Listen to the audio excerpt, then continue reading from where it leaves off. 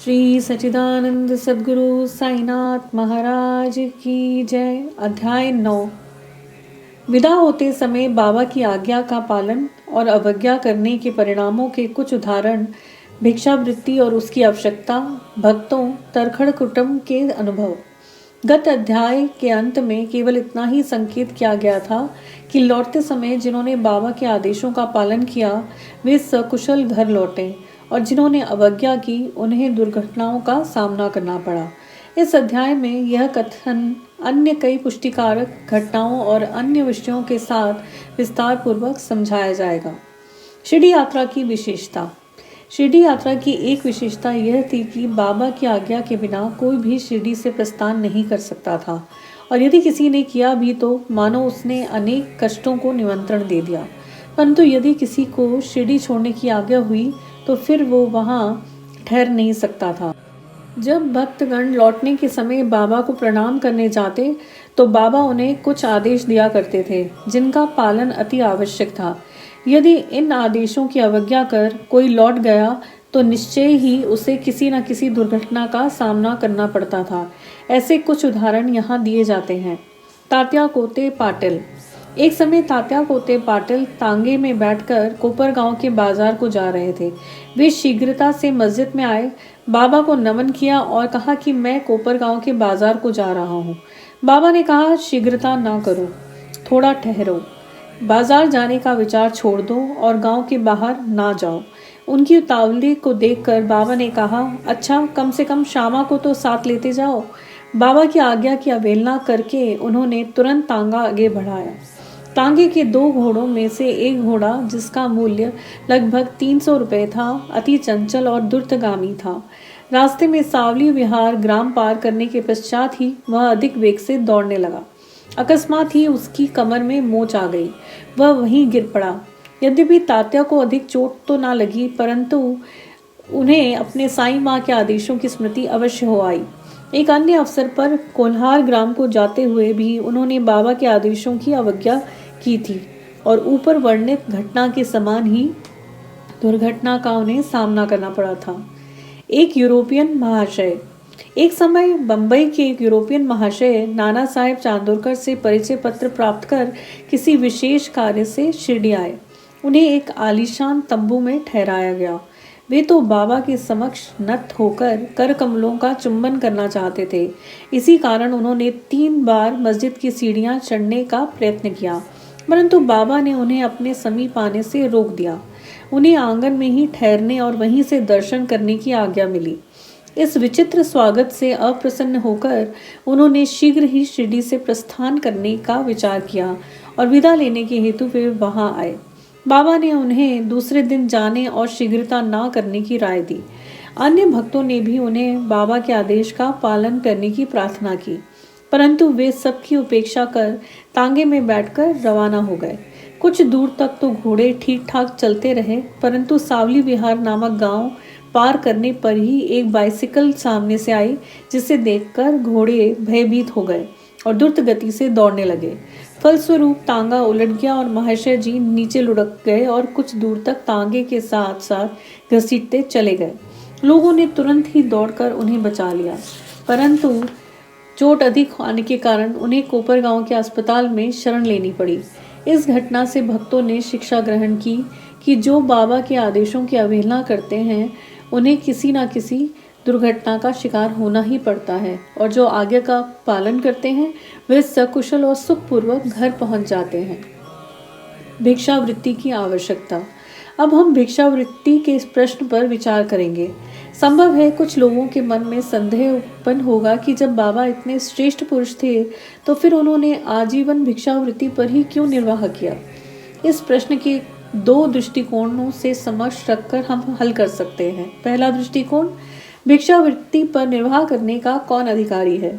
शास्त्र अनुसार वे व्यक्ति जिन्होंने 3 मुख्य आसक्तियां कामिनी, कंचन और कीर्ति का त्याग कर आसक्ति मुक्त हो संन्यास ग्रहण कर लिया हो, वे ही भिक्षावृत्ति के उपयुक्त अधिकारी हैं, क्योंकि वे अपने गृह में भोजन तैयार कराने का प्रबंध नहीं कर सकते, अतः उन्हें भोजन कराने का भार गृहस्थों पर ही है।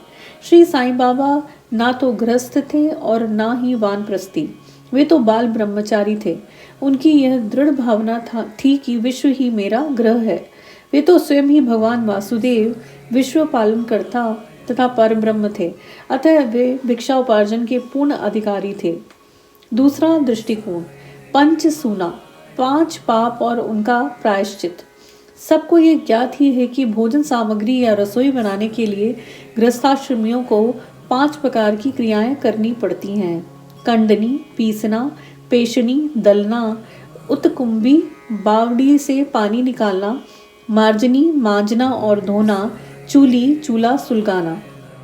इन क्रियाओं के परिणाम स्वरूप अनेक कीटाणुओं और जीवों का नाश होता है और इस प्रकार गृहस्थाश्रमियों को पाप लगता है। इन पापों के प्रायश्चित स्वरूप शास्त्रों ने 5 प्रकार के योग यज्ञ करने की आज्ञा दी है, अर्थात ब्रह्म यज्ञ अर्थात वेदाध्ययन, ब्रह्म को अर्पण करना या वेद का अध्ययन करना, पितृयज्ञ पूर्वजों को दान, देव यज्ञ देवताओं को बलि, भूत यज्ञ प्राणियों को दान, मनुष्य अतिथि यज्ञ मनुष्यों अतिथियों को दान।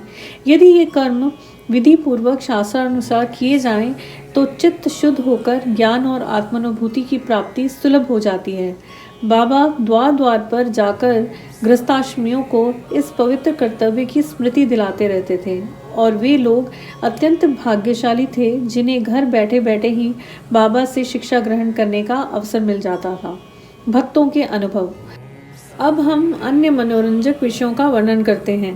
भगवान कृष्ण ने गीता में कहा है, जो मुझे भक्ति पूर्वक केवल एक पत्र, फूल, फल या जल भी अर्पण करता है तो मैं उस शुद्ध अंतःकरण वाले भक्त के द्वारा अर्पित की गई वस्तु को सहर्ष स्वीकार कर लेता हूँ। यदि भक्त सचमुच में श्री साईं बाबा को कुछ भेंट देना चाहता था और बाद में यदि उसे अर्पण करने की विस्मृति हो गई हो तो बाबा उसे या उसके मित्र द्वारा उस भेंट की स्मृति कराते और भेंट देने के लिए कहते थे तथा भेंट प्राप्त कर उसे आशीष देते थे। नीचे कुछ ऐसी घटनाओं का वर्णन दिया गया है। तरखड़ कुटुंब, पिता और पुत्र। श्री रामचंद्र आत्माराम उपनाम बाबा साहेब तरखड़ पहले प्रार्थना समाजी थे, तथापि वे बाबा के परम भक्त थे। उनकी स्त्री और पुत्र तो बाबा के एकनिष्ठ भक्त थे। एक बार उन्होंने ऐसा निश्चय किया कि पुत्र व उसकी माँ ग्रीष्मकालीन छुट्टियाँ शिरडी में ही व्यतीत करें, परंतु पुत्र बांद्रा छोड़ने को सहमत न हुआ। उसे भय था कि बाबा का पूजन घर में विधि पूर्वक न हो सकेगा, क्योंकि पिताजी प्रार्थना समाजी हैं और संभव है कि वे श्री साईं बाबा के पूजनादि का उचित ध्यान न रख सकें। परंतु पिता के आश्वासन देने पर कि पूजन यथाविधि होता रहेगा, माँ और पुत्र ने एक शुक्रवार की रात्रि में शिरडी को प्रस्थान कर दिया। दूसरे दिन शनिवार को श्रीमान तरखड़ ब्रह्म मुहूर्त में उठे और स्नानादि कर पूजन प्रारंभ करने के पूर्व बाबा के समक्ष साष्टांग दंडवत करके बोले, हे बाबा, मैं ठीक वैसा ही आपका पूजन करता रहूँगा जैसे कि मेरा पुत्र करता रहा है, परंतु कृपा कर इसे शारीरिक परिश्रम तक ही सीमित न रखना। ऐसा कहकर उन्होंने पूजन आरंभ किया और मिश्री का नैवेद्य अर्पित किया, जो दोपहर के भोजन के समय प्रसाद के रूप में वितरित कर दिया गया। उस दिन की संध्या तथा अगला दिन इतवार भी निर्विघ्न व्यतीत हो गया। सोमवार को भी उन्हें ऑफिस जाना था, परंतु वह दिन भी निर्विघ्न निकल गया। श्री तरखड़ ने इस प्रकार अपने जीवन में कभी पूजा ना की थी। उन्हें हृदय में अधिक संतोष हुआ कि पुत्र को दिए हुए वचनानुसार पूजा यथाक्रम संतोषपूर्वक चल रही है। अगले दिन मंगलवार को सदैव की भांति उन्होंने पूजा की और ऑफिस चले गए। दोपहर को घर लौटने पर जब वे भोजन को बैठे तो थाली में प्रसाद ना देखकर उन्होंने अपने रसोइये से इस संबंध में प्रश्न किया। उसने बतलाया कि आज विस्मृतिवश वे नैवेद्य अर्पण करना भूल गए थे। यह सुनकर वे तुरंत अपने आसन से उठे और बाबा को दंडवत कर क्षमा याचना करने लगे और बाबा से उचित पथ प्रदर्शन ना करने तथा पूजन को केवल शारीरिक परिश्रम तक ही सीमित रखने के लिए उलाहना देने लगे। उन्होंने संपूर्ण घटना का विवरण अपने पुत्र को पत्र द्वारा सूचित किया और उससे प्रार्थना की कि वह पत्र बाबा के श्री चरणों पर रखकर उनसे कहना कि वे इस अपराध के लिए क्षमा प्रार्थी हैं। यह घटना बांद्रा में लगभग दोपहर को हुई थी और उसी समय शिरडी में जब दोपहर की आरती प्रारंभ होने ही वाली थी, बाबा ने श्रीमती तरखड़ से कहा, माँ, मैं कुछ भोजन पाने के विचार से तुम्हारे घर बांद्रा गया था। द्वार में ताला लगा देखकर भी मैंने किसी प्रकार गृह में प्रवेश किया, परंतु वहां देखा कि भाऊ श्री तड़खड़ मेरे लिए कुछ भी खाने को नहीं रख गए हैं, अतः मैं भूखा ही लौट आया हूँ। किसी को भी बाबा के वचनों का अभिप्राय समझ में नहीं आया, परंतु उनका पुत्र जो समीप ही खड़ा था सब कुछ समझ गया कि बांद्रा में पूजन में कुछ तो त्रुटि हो गई है, इसलिए वह बाबा को लौटने की अनुमति मांगने लगा। परंतु बाबा ने आज्ञा ना दी और वहीं पूजन करने का आदेश दिया। उनके पुत्र ने शिरडी में जो कुछ भी हुआ उसे पत्र में लिखकर पिता को भेजा और भविष्य में पूजन में सावधानी बरतने की विनती की। दोनों पत्र डाक द्वारा दूसरे दिन दोनों पक्षों को मिले। क्या यह घटना आश्चर्यपूर्ण नहीं है? श्रीमती तरखड़। एक समय श्रीमती तरखड़ ने 3 वस्तुएं अर्थात भरित भुर्ता यानी मसाला मिश्रित भुना हुआ बैंगन और दही, काचरिया बैंगन के गोल टुकड़े घी में तले हुए और पेड़ा मिठाई बाबा के लिए भेजी। बाबा ने उन्हें किस प्रकार स्वीकार किया इसे अब देखेंगे। बांद्रा के श्री रघुवीर भास्कर पुरंदरे बाबा के परम भक्त थे। एक समय वह शिरडी को जा रहे थे। श्रीमती तरखड़ ने श्रीमती पुरंदरे को 2 बैंगन दिए और उनसे प्रार्थना की कि शिरडी पहुंचने पर वे एक बैंगन का भुर्ता और दूसरे का काचरिया बनाकर बाबा को भेंट कर दें। शिरडी पहुंचने पर श्रीमती पुरंदरे भुर्ता लेकर मस्जिद गई। बाबा उसी समय भोजन को बैठे ही थे। बाबा को वह भुर्ता बड़ा स्वादिष्ट प्रतीत हुआ, इस कारण उन्होंने थोड़ा थोड़ा सभी को वितरित कर दिया। इसके पश्चात ही बाबा ने काचरे लाने को कहा। राधा कृष्ण माई के पास संदेशा भेजा गया कि बाबा काचरिया मांग रहे हैं। वे बड़े असमंजस में पड़ गई कि अब क्या करना चाहिए। बैंगन की तो अभी ऋतु ही नहीं है। अब समस्या उत्पन्न हुई कि बैंगन किस प्रकार उपलब्ध हो। इस पर बात का पता लगाया गया कि भुर्ता लाया कौन था। तब ज्ञात हुआ कि बैंगन श्रीमती पुरंदरे लाई थी तथा उन्हें ही काचरिया बनाने का कार्य सौंपा गया था। अब प्रत्येक को बाबा की इस पूछताछ का अभिप्राय विदित हो गया। सबको बाबा की सर्वज्ञता पर महान आश्चर्य हुआ। दिसंबर सन 1915 में श्री गोविंद बालाराम मानकर शिरडी जाकर वहां अपने पिता की अंत्येष्टि क्रिया करना चाहते थे। प्रस्थान करने से पूर्व श्रीमती तरखड़ से मिलने आए। श्रीमती तरखड़ बाबा के लिए कुछ भेंट शिरडी भेजना चाहती थी। उन्होंने पूरा घर छान डाला, परंतु केवल एक पेड़े के अतिरिक्त कुछ ना मिला और वह पेड़ा भी अर्पित नैवेद्य का था। बालक गोविंद ऐसी परिस्थिति देखकर रोने लगा, परंतु फिर भी अति प्रेम के कारण वही पेड़ा बाबा के लिए भेज दिया। उन्हें पूर्ण विश्वास था कि बाबा उसे अवश्य स्वीकार कर लेंगे। शिरडी पहुंचने पर गोविंद मानकर बाबा के दर्शनार्थ गए, परंतु वहां पेड़ा ले जाना भूल गए। बाबा यह सब चुपचाप देखते रहे, परंतु जब वह पुनः संध्या समय बिना पेड़ा लिए पहुंचे तो फिर बाबा शांत न रह सके। उन्होंने पूछा कि तुम मेरे लिए क्या लाए हो? उत्तर मिला, कुछ नहीं। बाबा ने पुनः प्रश्न किया और उसने वही उपयुक्त उत्तर फिर दोहरा दिया। अब बाबा ने स्पष्ट शब्दों में पूछा, क्या तुमको माँ श्रीमती तरखड़ ने चलते समय कुछ मिठाई नहीं दी थी? अब उसे स्मृति हो आई और वह बहुत ही लज्जित हुआ और बाबा से क्षमा याचना करने लगा।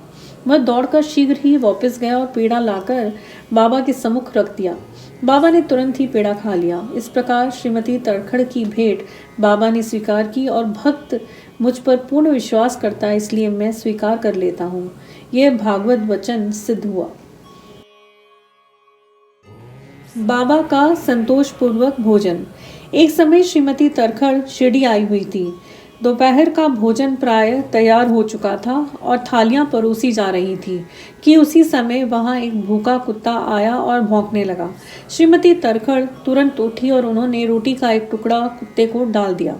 कुत्ता बड़ी रुचि के साथ उसे खा गया। संध्या के समय जब वे मस्जिद में जाकर बैठी तो बाबा ने उन्हें कहा, माँ, आज तुमने मुझे बड़े प्रेम से खिलाया। मेरी भूखी आत्मा को बड़ी सांत्वना मिली है। सदैव ऐसा ही करती रहो। तुम्हें कभी न कभी इसका उत्तम फल अवश्य प्राप्त होगा। इस मस्जिद में बैठकर मैं कभी असत्य नहीं बोलूँगा।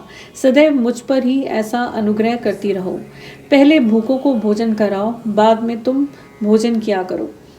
इसे अच्छी तरह ध्यान में रखो। बाबा के शब्दों का अर्थ उनकी समझ में ना आया, इसलिए उन्होंने प्रश्न किया, भला मैं किस प्रकार भोजन करा सकती हूँ? मैं तो स्वयं दूसरों पर निर्भर हूँ और उन्हें दाम देकर भोजन प्राप्त करती हूँ। बाबा कहने लगे, उस रोटी को ग्रहण कर मेरा हृदय तृप्त हो गया और अभी तक मुझे डकारें आ रही हैं। भोजन करने से पूर्व तुमने जो कुत्ता देखा था, जिसे तुमने रोटी का टुकड़ा दिया था, वह यथार्थ में मेरा ही स्वरूप था।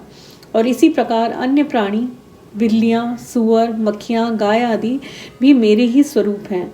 मैं ही उनके आकारों में डोल रहा हूँ।